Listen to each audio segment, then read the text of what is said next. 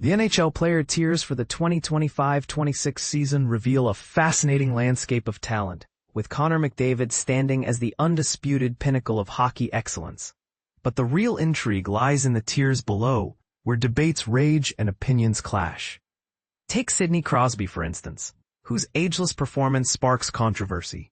Should he still be considered a Tier 1 player, or has time finally caught up with the legend? And this is just the tip of the iceberg.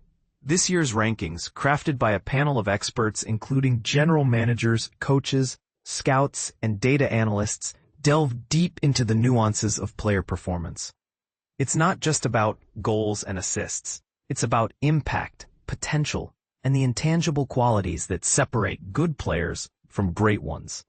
The process is rigorous, blending advanced analytics with old-school wisdom, ensuring a comprehensive evaluation. One of the most contentious areas is the separation between Tier 1 and Tier 2. Players like Jack Hughes and Quinn Hughes find themselves in Tier 1B, but their placement is far from unanimous. Some argue that their offensive prowess warrants a higher spot, while others point to defensive inconsistencies as a reason to keep them grounded. This is where the conversation gets heated, with panelists advocating for their favorites and challenging the criteria itself. Goaltenders, often the unsung heroes, also face scrutiny. Connor Hellebuck's regular season brilliance is undeniable, but his playoff performances have raised questions.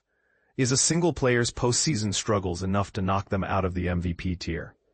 The debate rages on, highlighting the complexity of evaluating a position where consistency is king. As we move down the tiers, the discussions become even more nuanced. Players like Thomas Chabot and Jake Sanderson are on the rise, but their placement in Tier 3 sparks debate. Are they ready to join the elite, or do they need more time to prove themselves? Meanwhile, veterans like Roman Josi and Victor Hedman face questions about their longevity and whether their best days are behind them.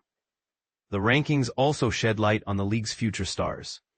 Rookies like Connor Bedard and Adam Fantilli are already making waves, but their placement in Tier 4 reflects the panel's cautious optimism.